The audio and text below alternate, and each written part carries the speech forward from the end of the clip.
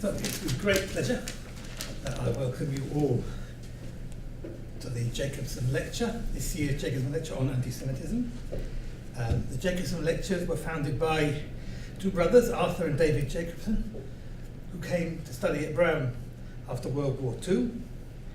And once they graduated as alums, they decided that they were going to endow a series of lectures on anti-Semitism, which I imagine from their experiences during the war, they understood just what an important topic it was.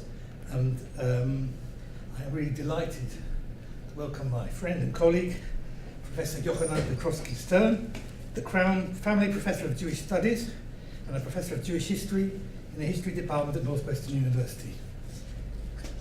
Professor Petrovsky-Shtern is probably one of the most distinguished and prolific Jewish historians working in the United States today.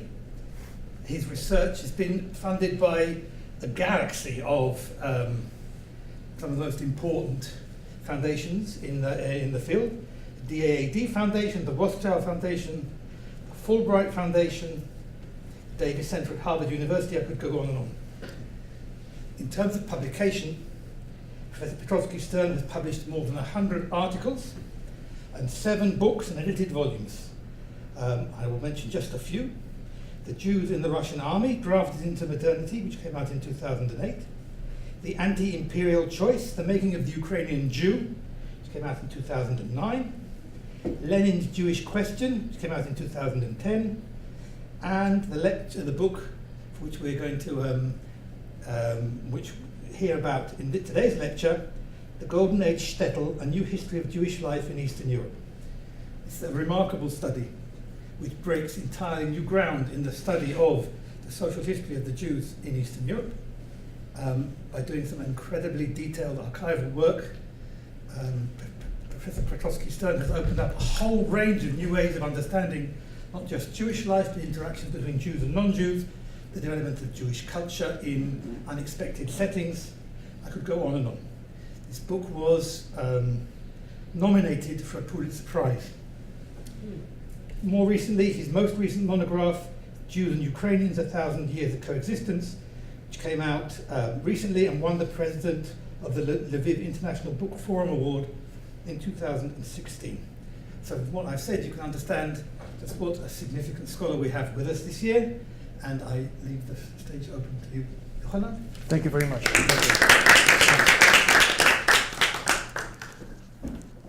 Thank you very much for having me here. It is my second time at Brown. I absolutely love the place. It's warm. I hope it's not me who is bringing warm weather here, but we have some essential warmth here, which is part of this place.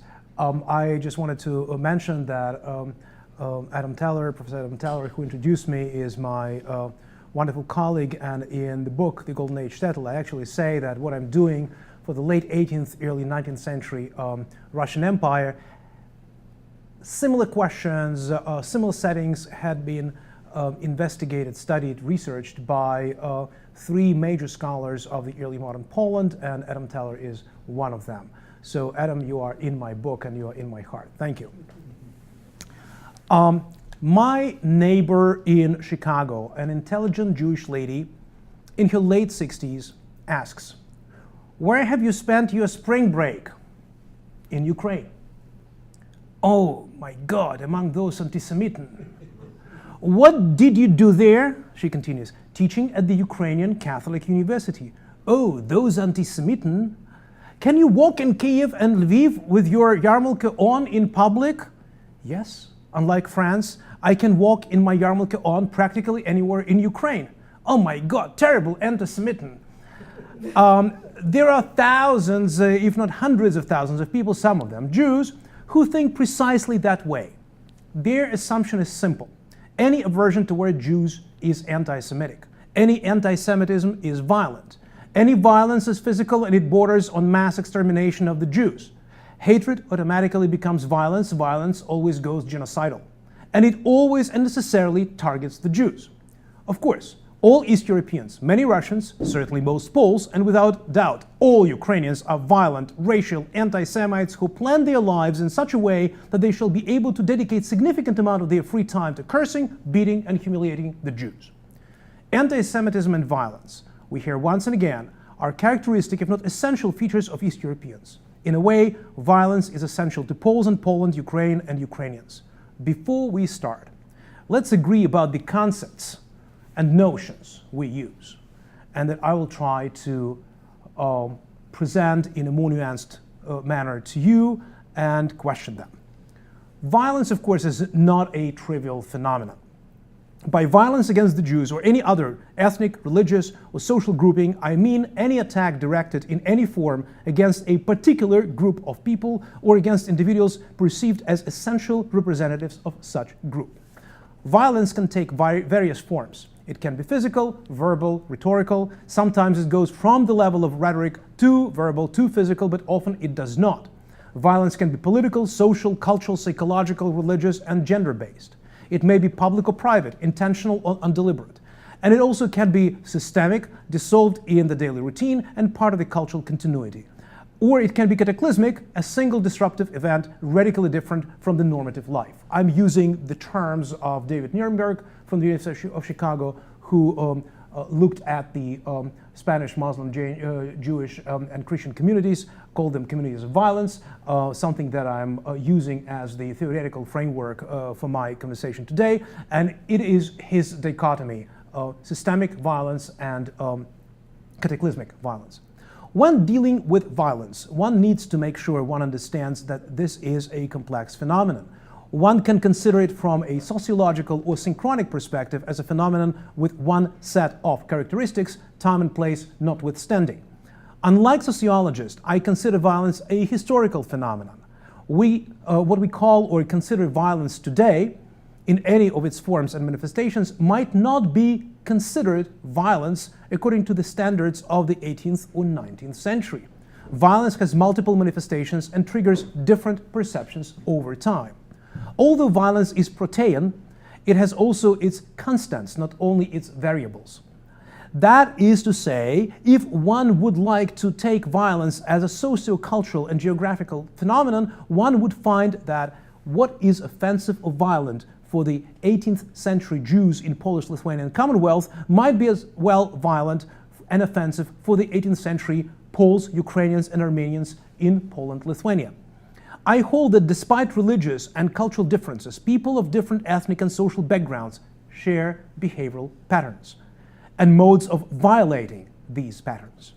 Thus, they have similar understanding of what violence is, how to avoid it, and quite importantly, how to use it. Anti-Semitism. Yes, we are getting to hardcore. Anti-Semitism is a modern, perhaps a modernistic phenomenon. It emerged as a distinct conceptualization of the Jewish people quite recently in the mid-19th century, when the French conservative thinker and early social Darwinist Arthur de Gobineau offered his vision of the inequality of races. Gobineau merged his fascination with racial theory and his study of the struggle of species. It took about 30 years for his ideas to spread across European borders and influence German journalist Wilhelm Marr, who coined the concept anti-Semitism. Marr argued that Jews are not united by religion. They are not Judaism. They are the Semites. They keep together because they are a race. One thought that one could solve the Jewish question in the 14th or 18th century quite easily.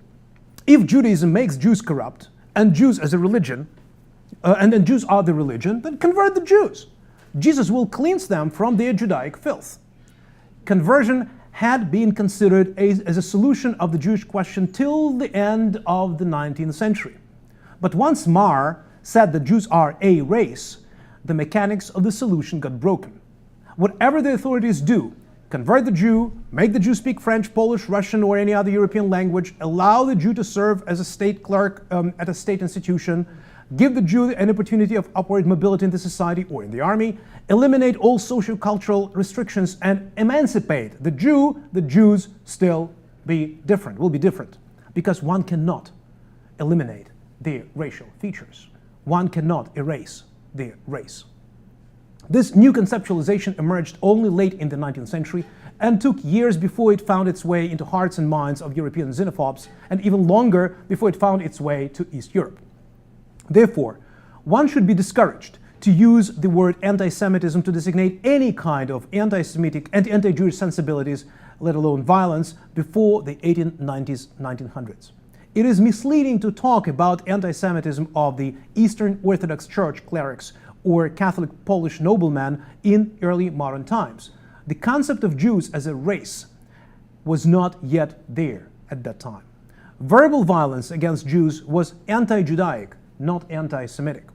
Physical violence against the Jews during the Haidamak rebellions in central Ukraine of the 1760s and mass violence against the Jews and their property in the 1880s was by and large anti-Judaic, not anti-Semitic. To call it anti-Semitism, to call it anti-Semitic, means to assume that the 18th century Ukrainian rebellious peasants and the 19th century blue-collar urban dwellers, most of whom were illiterate, read de Gobineau, followed the decisions of the 1882 International Anti-Semitic Congress in Europe, and consciously treated Jews as a race.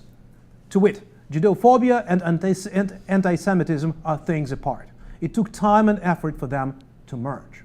And their merge was by no means a natural phenomenon. When it did take place, the European societies were firmly rooted in the 20th century modernity. These two theoretical approaches to violence and anti-Semitism as changeable historical phenomena help understand and contextualize violence in East Europe, late in the 18th century and through the 19th century. Let's take a look at the Pale of Jewish settlement. 15 western provinces of the Russian Empire, former eastern territories of Polish-Lithuanian Commonwealth, where Jews are allowed legally to reside in the Russian Empire starting from the partitions of Poland, 1772, 1793, 1795. The police and court documents from Polish, Russian, Ukrainian, Belarusian archives are excellent testimonies. They usually provide multifaceted view on various cases of violence. They routinely included a complaint, cross-interrogations, depositions, the verdict of the court that also included the interrogation of the witnesses, and other type of evidence, correspondence between different levels of legal authority, and so on and so forth. So they are really, multi-focused and multifaceted. So just many voices put together in a folder. These documents, in conjunction with some literary sources and memoirs, demonstrate that violence in East Europe was above all systemic. It was part and parcel of everyday routine, characterizing the everyday life of the townsfolk, Jews and Christians alike. It was part of everyday norm for the townsfolk. Second, violence did not have ethnicity. It was a pattern of conduct used by Poles against Ukrainians, Russians against Poles, Poles and Russians against Jews, and Jews against Jews, Russians and Poles.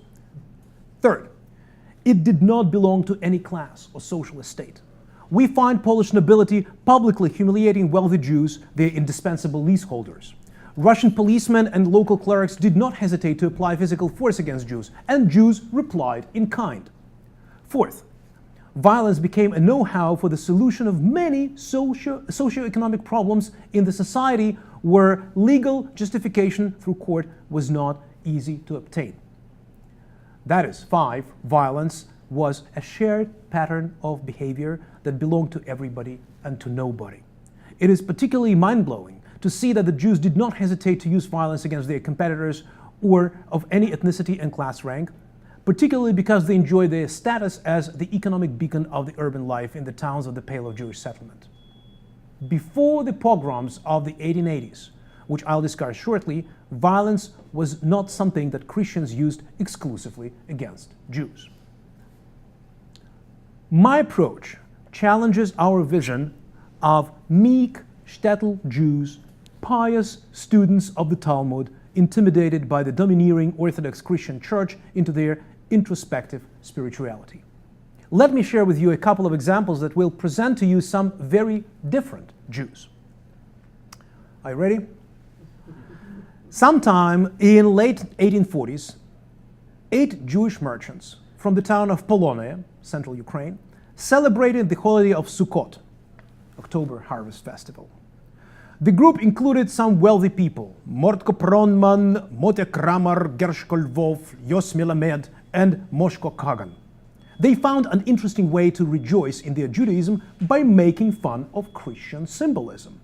they gathered in the tavern of Pinchas Gurvitz and indulged themselves in abundant and festive libations. The guests and the host moved from wine to vodka, and then began what the witness considered blatantly sacrilegious behavior, according to a denunciation, making fun of the holy miracles of the Christian Church. That is to say, ritual violence against Christian values, Christianity, and key holy figures of the Church. What did they do? First, they undressed Berish Stolar. Stolar literally means in Slavic languages a carpenter, to his underpants, put him in the corner of the room, and make him stretch both hands to his sides as if he were being crucified. Then they slapped his cheeks. They accompanied this ritual with some crude statements, although later the participating and interrogated Jews failed to reproduce what they actually had said, for a good reason. Then Gurvitz donned a gown, as if he were a priest, brought in a Jewish boy, and started pretending to baptize the boy, all in front of Berish Stolar as Christ. Once the mock conversion was over, the show continued with a mock Christian wedding, the same boy now playing the groom. Two local Poles, observed this performance through the window. Scandalized, they rushed to write a detailed description of what had happened. Jews, they say, had been insolent enough to crucify the Savior. And of course Jews crucify the Savior, what's the question? During the ugly performance, they maintained all the Jews were bareheaded, so no yarmulke on their heads, which is an outrage for the Poles, for the Catholic Poles. You can laugh, actually. For the figure of Jesus, the Jews chose a Russian peasant. Perhaps Berish Stolar was a corpulent carpenter and did not look like a feeble Jew. They claimed that when the mock Jesus stretched out his hands, one of the Jews said in Russian, "In the name of the Father, the Son, and the Holy Ghost," and spat on the floor. At the height of the blasphemy, Mordko Pronman, an already tipsy late arrival, appeared at the door. Motya Kramer grabbed him and yelled, "Cross yourself, you fucker! Don't you see who is standing there?" and pointed to Berish with his hands outstretched and his bare torso in the corner. Had this incident happened under Polish rule before the partitions in the early 18th century, the 8 Jews would have been brought in chains to a public trial. 60 years later, after this episode, with Russian nationalist parties and state-sponsored anti-Semitism on the rise, this Polonia offense would have eclipsed the 1911 Baylis blood libel case, when a Kiev-based brick plant clerk was accused of killing a Christian boy, Andrei Yushchinsky, and using his blood to bake Passover matzah. In the 19th century, however, the authorities had much more common sense and the Jews much more influence. Jewish leading role in what Elliot Horowitz called reckless rights proves that Jews successfully appropriated the shared language of violence and used it as they found fit. They are accused by Christian Church, they insulted by Christian Church as Jews, as people of Judaism, of that, religion that is called in the documents of the era Judeo-perfidy, those perfidious Jews. Jews reply in by the same coin. Violence against Christian clerics paralleled violent acts against Christianity. Let's look at the case of Uman. During the high holidays of 1821, the sacristan and the deacon of the Uman Christian Orthodox Cathedral allegedly sneaked into a Jewish study house and stole silverware, candles, and a wooden table. The Jews officially complained, but no action was taken. The frustrated Jewish community commissioned an attorney to file charges against the church. The Jewish version of the story portrayed 2 men in cassocks with large crosses on their chests, carrying a heavy oak table and silverware out of the study house at night. In the version of the story prepared by local administration, the Jews for some reason suspected the sacristan and the deacon of theft and resorted to mob violence. The Jews assaulted the 2 clerics, tied them up, kept them under surveillance the whole night, and the next day took them around the town, also tied up, exposing the 2 to public disgrace. Thus, explained the town authorities, even if the 2 men had stolen something, they had already been punished by the Jewish community. Moreover, the town authorities seriously doubted that clergymen could have stolen anything, as the robbery had occurred on Yom Kippur, on the Day of Atonement.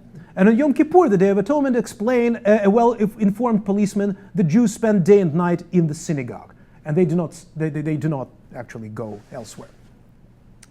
Absolutely wrong, replied the Jews.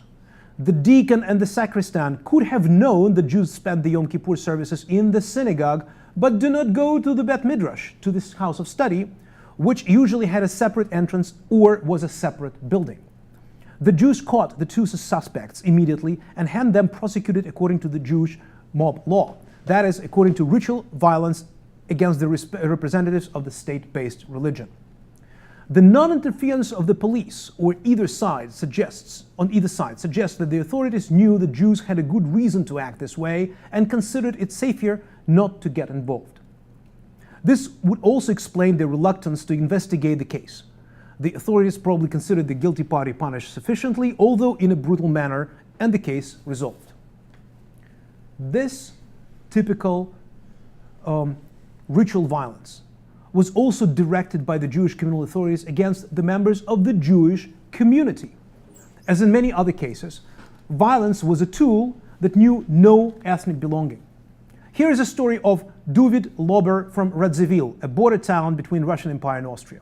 Lober was 26 years old, married, and had two daughters. He lived in a tavern that he leased and ran as a tavern.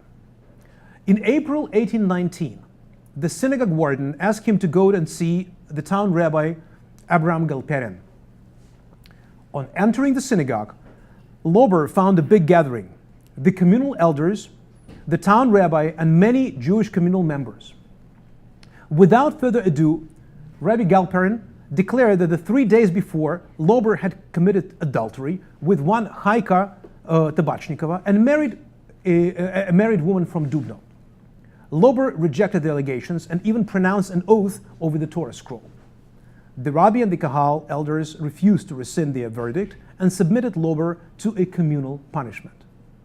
First, they ripped his clothes up to the undershirt, beat him mercilessly, and stripped him from 420 rubles found on him.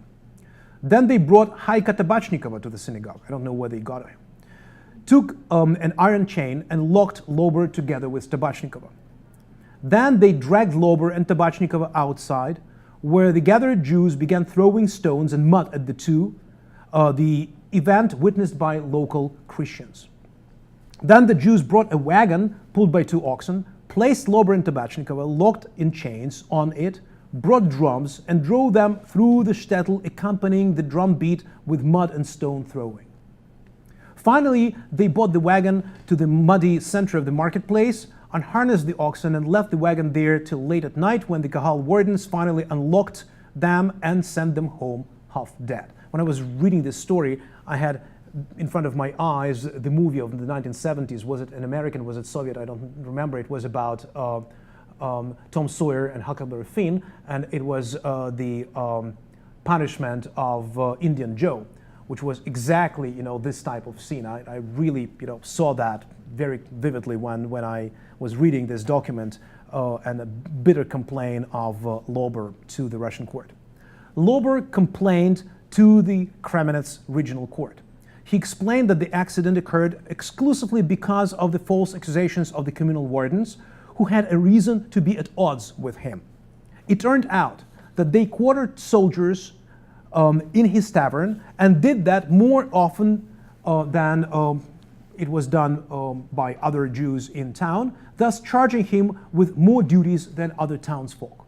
They also were trying to extract money from him before Passover, probably for philanthropic needs, but it's unclear from the document. Lober refused to share his monetary gains. Then the wardens of the Kahal allegedly threatened him, but Lober was adamant. He would not give anything. Eventually, the Russian Regional Court found him not guilty, and the accusation entirely fictitious. Local administration reinforced the anti-Kahal regulations, took strict measures against Kahal actions, prosecuted Kahal officials, forbade any type of legal activity on the part of the Kahal and the town rabbi, and reminded the communal elders and the rabbi that they could resort to moral scolding only. That the Russian Regional Court took the side of a Jew and went against Jewish communal elders was no wonder. the Russian authorities, as the governors as the governments in Habsburg Empire and Polish Kingdom, also under Russian control, had radically diminished the scope of Jewish communal functions as part of the enlightened integrationist reforms. It is amazing now that the Jewish communal authorities sought to intimidate the community and penalize brazen behavior of an individual Jew by resorting to a public ritual punishment. It is even more astonishing that a similar type of punishment, that of public disgrace, was used by the community in Uman against the Orthodox Christian clergy. For an individual member of the community and for the Christian clerics, this punishment was violence: rhetorical, verbal, physical, public, religious, and painful. But from the point of view of the community, it was justified. Russian court decision notwithstanding, it is crystal clear that the entire Jewish community participated in these violent rituals in Uman and Radziwiłł. It was a typical case out of dozens of similar cases of the violence against Jewish communal members, against the authorities, and against the authoritative religious values. While one should investigate socioeconomic circumstances that allowed Uman Jews to apply violent punishment to the church clerics and Radziwiłł Jews to apply such rituals against their own Jewish tax-paying but not very generous member, one should not miss the point. Jews used violence as they found fit, according to their understanding of justice. They did not seem to care that their application of the punishment violated local legality. They followed what everybody was doing in the country, applied justice using commonly accepted methods such as rituals of violence. As everybody else, Jews found them justifiable and acceptable. I'm reluctant to call it Jewish violence because there was very little Jewish about it. In his bitter complaint, Lauber made several points that were difficult, if at all possible, to substantiate, then for him and now for us. But one point, the unfair distribution of Jewish duties, is well known and supported by the contemporary external evidence. Lauber complained that the elders were billeting more troops at his tavern and that he was overburdened with the so-called quarter duty. I'll explain in a second what it means. In the systemic violence in the Russian Empire, billeted troops performed a particularly conspicuous role. The violent behavior of the troops billeted or quartered in the towns of the Pale of Settlement was the pivotal issue for the Jews, town administrators, regimental commanders, and also for local Christians, particularly female Christians. Before the army barracks, Russian army barracks, dotted the western borderlands of Russia in the late 1870s, shtetl townsfolk had to fulfill a special obligation called quarter duty. After their summer training, the troops moved to nearby towns where the local population had to house troops of all ranks during the winter months, from mid-October through mid-April. The townsfolk also bore the burden of accommodating temporarily military hospitals, munition and fodder supply, officers, regimental archives until the following spring. While the town elders assigned the quarters, town dwellers proved their loyalty by fulfilling this duty for free. It was, one of the types of Jewish obligations vis-a-vis the Russian Empire. Since Jews had bigger and more elaborate houses in the central part of any market town, they were more often than their Christian counterparts burdened with a quarter duty. I saw dozens of documents of the officers walking through the streets of the towns in the Pale of Settlement, and they write that this officer goes to that house and it's a Jewish tavern, and this officer goes to that house and this is a Jewish inn. And they place the rank and file, the ordinary troops, they place in the nearby villages, but actually the commanders, the archives, the important things are placed at Jewish houses. And because of that, Russian army did something wonderful. It actually created an inventory of Jewish houses in dozens, probably hundreds of towns.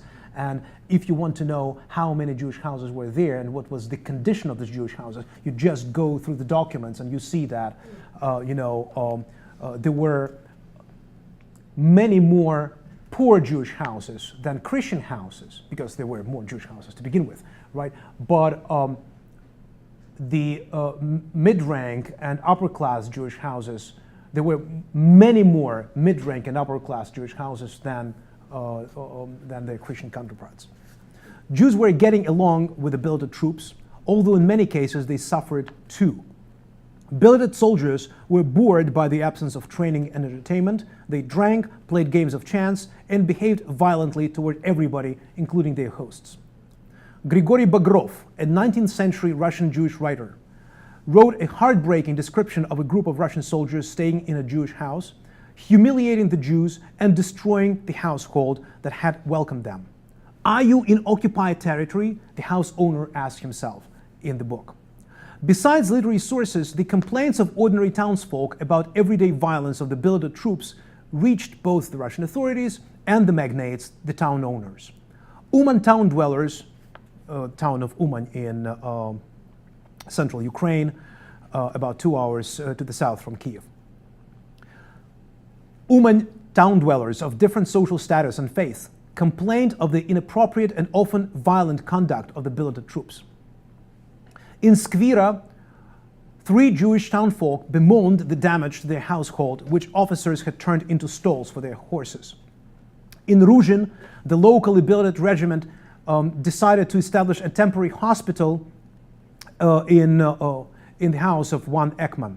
For this purpose, the quartermeisters came into Ekman's house, inspected it, and found his pregnant wife lying in bed in a room allocated for the hospitals. They simply dragged her from her bed, causing her premature birth pangs, which ended up in a birth of a stillborn boy. Soldiers returning from the marketplaces were particularly violent.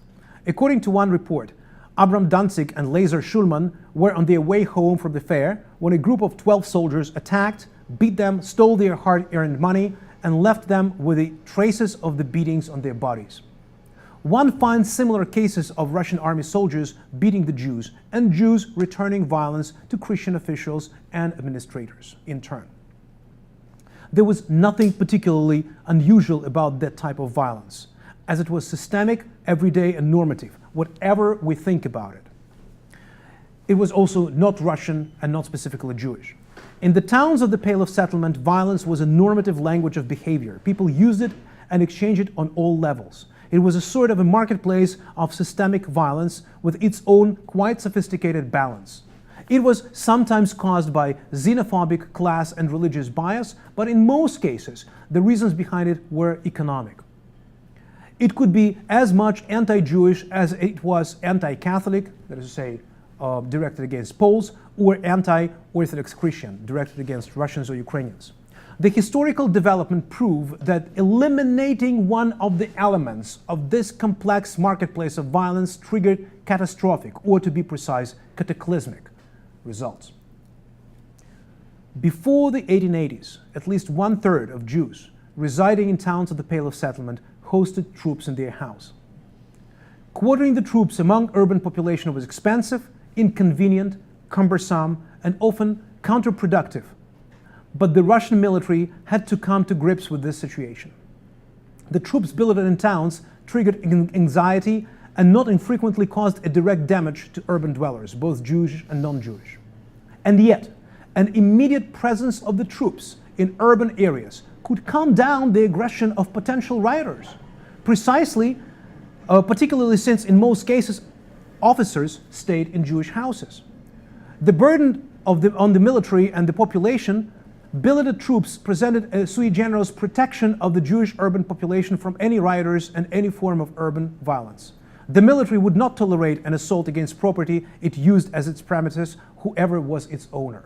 Right? You can imagine, rioters who own a certain amount to a Jewish tavern keeper from a nearby village, and they are in debt. They don't have money. They pay in grain or in geese or in lard. Yes, Jewish buy lard and resell. So they would like to punish the tavern keeper. They had a little drink. They go to the town and they want to have their revenge. They open the house and then. Lo, there is a Russian army officer, dwelling there. What can they do?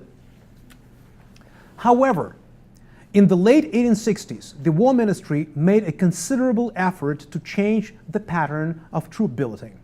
The decision was to erect as many barracks as possible to satisfy the needs of the army. With the troops located far from the urban areas in the specially constructed barracks, now the déclassé urban population, the suburban first-generation urban dwellers, peasants from the surrounding villages, and town-based criminal elements, not restrained anymore by the immediate presence of the army in towns, found themselves restricted only by a couple of inexperienced and corrupt policemen. What was good for the army and the civil population in the 1870s produced an unexpected negative result in a new economic context of the 1880s. Violence, which the state clerks and the troops used against Jews, was systemic, but has almost never been cataclysmic until the 1880s. Let me remind you very briefly that the 1881-1882 upheavals were the first full-fledged, multi-centered cases of the anti-Jewish violence to break out in the Russian Empire. They happened in a wide array of towns of the southwestern region of the empire, today southeastern and central Ukraine. They left, according to contradictory calculations, half a dozen Jews, 6, 7, and about 20 pogromщиks, perpetrators of violence, killed, more than 20 Russian army officers wounded, and some 1,200 people arrested. Pogroms caused 10 million rubles damages to the urban Jewish economy. In the 1880s, the army was not indifferent to the violence against Jews and to any urban disturbances. The selected primary sources show that in early 1880s, dozens of Russian military regiments became involved in the prevention of urban disturbances. Internal military documents corroborate that the army took care of the multiple attempts to prevent and suppress violence against Jews. Just to prevent and suppress violence against Jews. And what I'm saying here, of course, goes against our previous understanding that the army did participate on the side of the perpetrators of violence in the pogroms of the 1880s. This evidence flies in the face of this stereotype. The commanders of many military units claim that they had been expedient in responding to the requests of the civilian administration. Although those military reports were obviously self-serving, they proved beyond doubt that at a certain point the army commanders had made every effort to reinforce civil authorities in potentially dangerous localities even before the pogroms took place. Not infrequently, the military reported the redeployment of the troops, which arrived too late to suppress the rioters. There was no explicit or implicit anti-Jewish bias and no anti-Semitic rhetoric in these documents. On the contrary, a genuine desire to curb urban violence and prevent rioting against Jews clearly transpired from the regimental commanders' reports to the War Ministry. But the army was no more billeted in the towns of the Pale of Settlement. This moment of the army modernization removed one of the key elements of stability based on a more or less equal share of the town dwellers in everyday violence.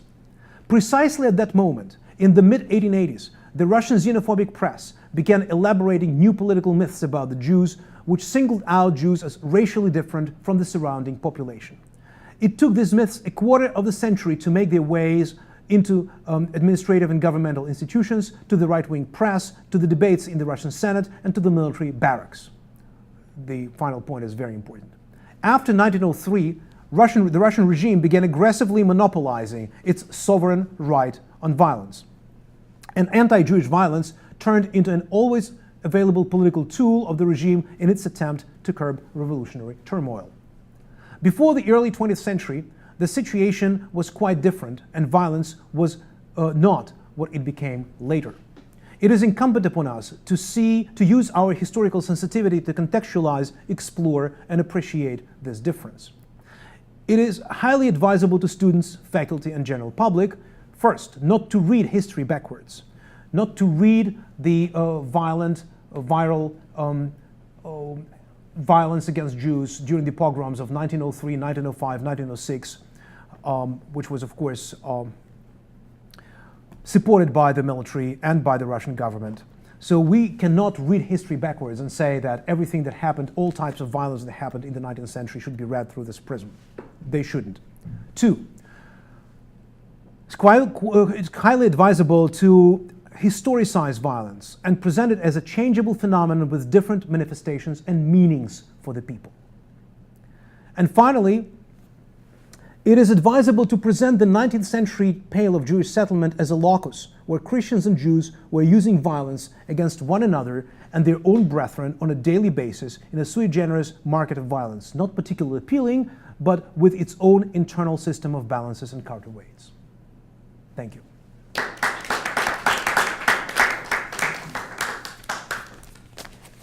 I would be more than happy to handle your questions. Yeah, go ahead, please. Thank you so much for your talk, and it's an amazing narrative, and you covered really so much ground and territory chronologically. I'm just wondering, on the one hand, as a first question, to what extent this vigilantism, violence on the frontier, is a symptom of a kind of a weak state or of a borderland that doesn't necessarily have a developed civil society, let's say comparatively with other parts in Europe. And then along those lines, you did mention at one point in your talk that there's an economic character that supersedes, let's say, the absence of secularization. The fact that these are still communities where the language of the sacred, the language of religion is quite prominent, if not predominant, and that a lot of the instances that you give as examples are violations of some kind of order of propriety.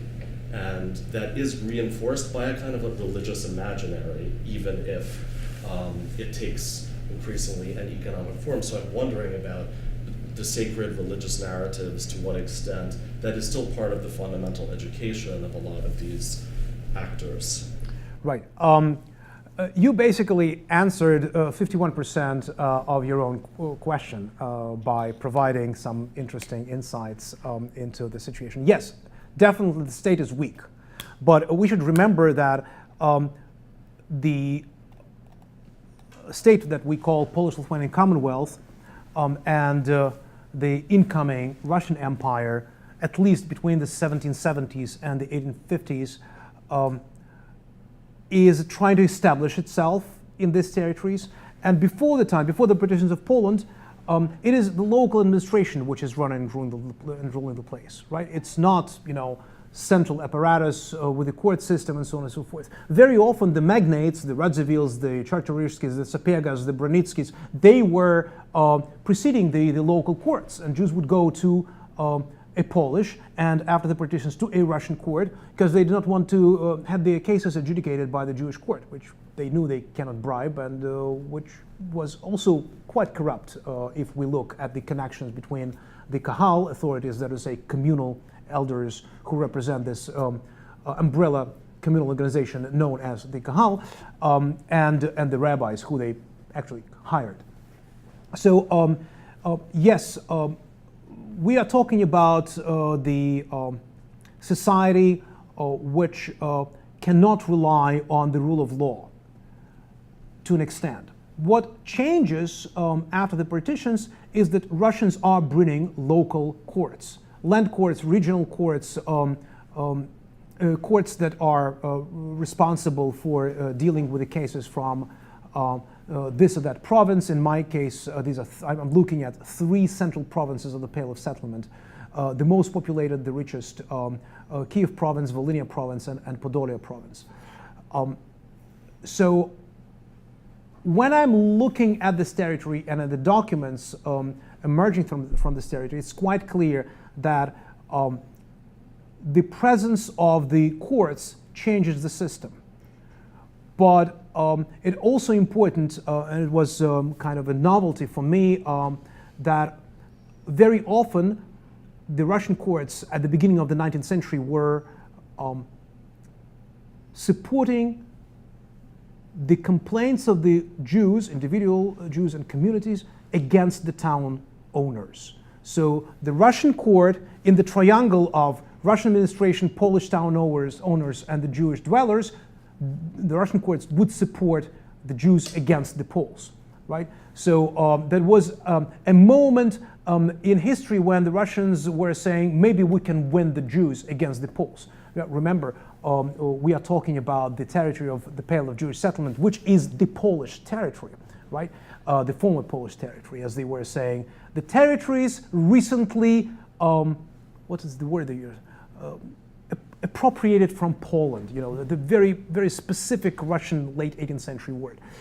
And they are trying to, the Russians, are trying to establish themselves in this territory and create some sort of the visibility of what they call in the 18th century Polizeistaat, well-managed state. So that's what they are trying to do. And that changes the characterization of the state as weak, but it takes time. I can continue answering your question, but you ask a very big question. Let me take another one. Yeah, go ahead, please. I'm curious to hear more about the context of Jews mocking the crucifixion. In terms of, is that unique to this period? What is it telling us about the relative relationship between Jews and Christians? Why are the Jews driven to enact this? I'm just curious to hear more about it. It's a very intriguing notion. One doesn't normally imagine that a lot of things you're saying, things that we imagine, in fact, actually happened. But I'd just be curious to hear a little bit more about what that's all about. There are two aspects to your question. One aspect is the perspective of the religion, history of religion and sociology, kind of vertical perspective. And another is horizontal, what is actually going on the ground. So from the point of view of history of religion, I don't remember who exactly. It might be Elliot Horowitz, might be somebody else, wrote about the perversionist attachment to the cross, the perversionist craving to the cross. Okay, it's a very dense statement, metaphor used in a paper on the sociology of religion, characterizing the Jews who have this desire to mock Jesus, Christian symbols, and the cross. You know, take it or leave it. That's what the scholars of religion tell us. This is how we should understand what's going on. From my perspective, again, I'm returning to my idea that everybody uses violence in the same manner against everybody else. And there is quite a bit of everyday violence, rhetorical violence against the Jews. Children in the streets, women passing by the church, Christian women passing by a synagogue. Let me remind you of two important things that were absolutely ubiquitous.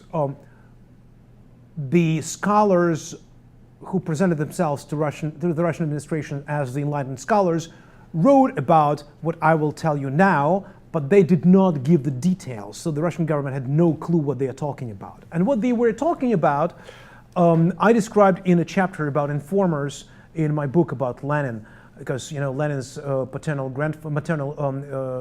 great-grandfather was one of these informers, converts who wanted to be of service for the Russian government, so he tells all sorts of nasty things about Jews, and sometimes nasty things that he talks about are accurate. So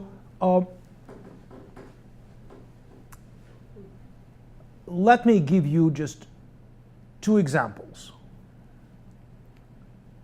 There are different places in different memoirs that mention that when Jews pass by a church in any shtetl, they spit on the ground. The spitting is this kind of manifestation of rejection, but it is also a ritual, and it is also quite a violent ritual, right? But it is normative for the Jewish community 16th, 17th, 18th, 19th century, right? So, and this is done by all of them. When Jews have to address a town that has a Christian meaning to it, like Belaya Tserkov, which is 1 hour to the south from Kiev, they do not say Belaya Tserkov, which literally means white church. They say Schwarze Tume, right? So that is, how do we translate Schwarze Tume? I don't know. Black filth. So it is. I don't know how to better translate tume in the Yiddish version. It can be even worse than that. But Jews were saying, yes, where are you from? I'm from Schwarze Tume. Yeah, that's just think about it. This is one example. Second example is what, some of you who sometimes go to the synagogue and open the Siddur, you know that there is a line in the prayer Aleinu that ends up any kind of davening, of the prayer, of regular service, that is taken out in many, many prayer books, or sometimes is included in brackets. And that it says, we are bowing down to Lord and Mighty, and so on and so forth. And we thank God that He did not place us as other families on earth, as other people on earth, because, and now this is bracketed line, shehem mishtachavim lehevel varik umitpalalim le'el lo Yeshua. So because they bow down to something which is null and void, and acknowledge God who doesn't save, right? When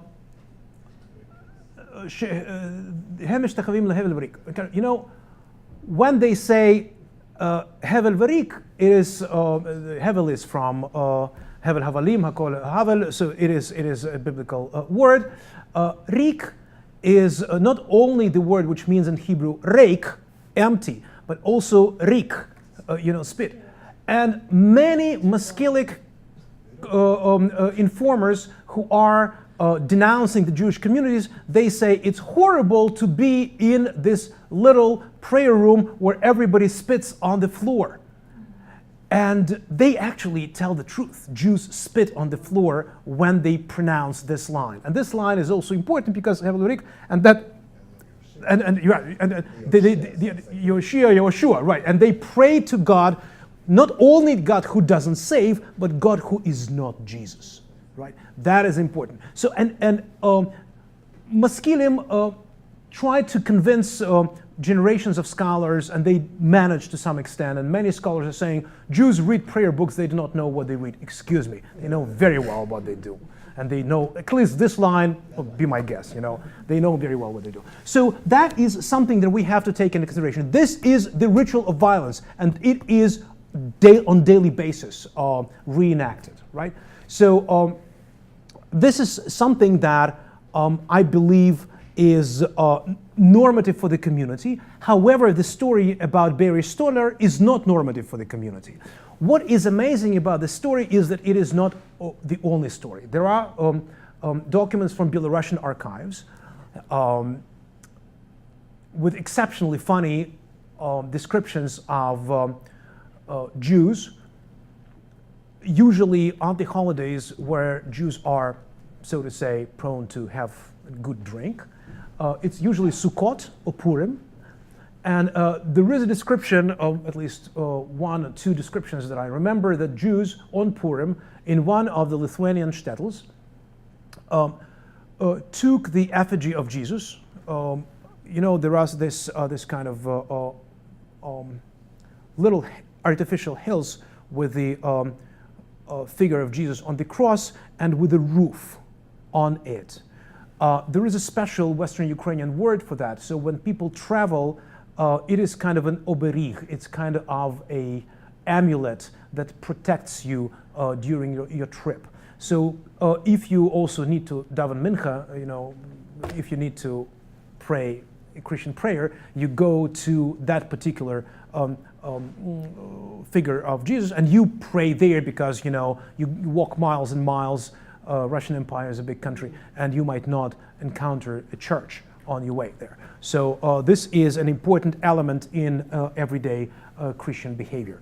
So the Jews in this Lithuanian shtetl pulled out this figure of Jesus on the cross, put it on their shoulders, and started to carry it around the shtetl, imitating the Easter ritual march of the church with all the effigies of Jesus, which we know from the times immemorial, which is very typical for the medieval Spain. It is typical for any kind of Catholic town, and they are imitating that. Why they're imitating that? Because they have fun. They got drunk and they think it's Purim, so let us reenact something that those people do. Maybe we'll have fun. So I don't know how perversionist to quote that author, is this craving for the cross, but I believe it is part of the mentality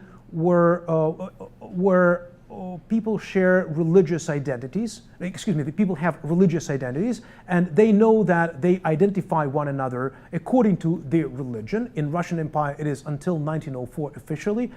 So there is no ethnic, racial, national identity. Everybody is identified according to his or her confession, and one of the scholars recently called Russian Empire the confessional empire, right? So if you want to mock the other, if you want to poke fun on the other, you poke fun on the identity of this person, and this identity is confessional. So that is my sociological horizontal explanation that I can provide you with. A little bit long, but I hope I answered your question. Yeah, Adam, please. Thank you very much. A really bravura performance which sheds a whole lot of new light on the way we think about anti-Jewish violence. It's something I've struggled with a lot in my own research because I'm working on the Khmelnytsky pogroms of 200 years previous to what you're working on, and I've really struggled with the means of violence. And it seems to work on a number of levels, and I want to give you my thoughts so I can hear what you have to say about it, because I'm writing my book and it'll be very helpful. So one is in terms of class. It seems to me that, certainly in the early modern period, the further away you are from the centre, what we call the middle class today, the margins of society, whether you're at the very bottom end or you're at the very top end, the boundaries and borders between Judaism and Christianity disappear. So that the very top class of Jews will be able to mingle on one level or another with non-Jews. Even more so, the underclass. We would have Jewish criminals working together with Christian criminals, committing violence on all kinds of people. And so, in those settings, the violence loses its religious valence because the boundaries themselves have gone. Because you're in the margins of society. And it sounded to me like the people in the taverns that you were describing were exactly those kind of people, on the margins. Poor, drunk, having fun. They didn't recognize the boundaries. However, if you look at more in the middle classes, right, which is a very broad, it's a poor definition, but I hope you understand what I'm trying to say. Where the boundaries are still recognized and are still strong, even though you can see anti-Christian violence on the part of Jews, and you can certainly see Christians attacking Jews for economic and other reasons, the violence still has a valence, so I understand it anyway. So that a Jew attacking a Christian and a Christian attacking the Jew both in the same way, and possibly for the same reason, but it will have a quite different valence. The Jew will understand what's happening to him quite differently from the Christian in the same setting. Do you understand what I'm trying to say? Yeah. And so that makes that picture much more complicated, because you're right, the violence is coming from causes that may not be religious and they may just be systemic, but how it's perceived and how it's felt by both sides can still be religious. Do you understand what I'm trying to say? Right. I hear what you're saying, and I would love, Adam, to see the sources that would substantiate what you are saying.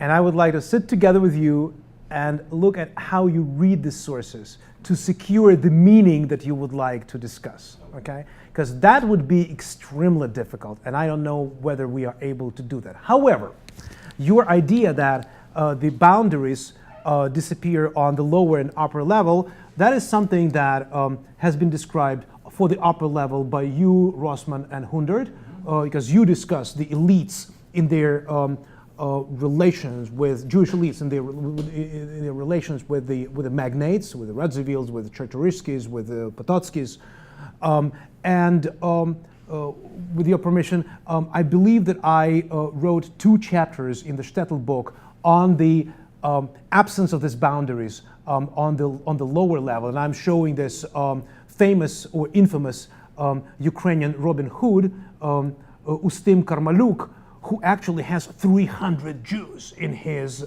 gang of 800 people, right? And that is mind-blowing, right? And he is seen as the Ukrainian Karmaluk national hero, but actually all the logistics are provided by Derazhnya Jews. Derazhnya is a small shtetl in Ukraine. So, you know what? Having answered, I believe, your question, let me tell you a funny story, because I believe it brings us to some re-evaluation of what anti-Semitism is, because we have to discuss not only violence but also anti-Semitism. Jonathan Sarna at Brandeis once asked me to talk about anti-Semitism in the Soviet Union when I was TAing for his class. And the sense of the class, was a big class, and the sense of the class was that, of course, Soviet Union is an anti-Semitic country, and you know, it's on all levels, you cannot be Jewish there. And I present myself as a survivor of communism, okay? So I spent 30 years under Soviet power, so I have legit right to say that, you know, I was there. So, and they asked me, could you tell us, please, a couple of stories? And actually, they asked me to give a lecture about that. And I'm giving a lecture, and I'm saying, let's talk about anti-Semitism. What do we mean by anti-Semitism? So let's look at Yohanan Petrovsky-Shtern in 1972. In 1972, something very important happened between this country and the country that we are discussing, the USSR and the United States. It was the year when the Soviet Union and the United States had to sign, and actually signed and ratified, SALT-1, right? Strategic Arms Limitation Treaty 1.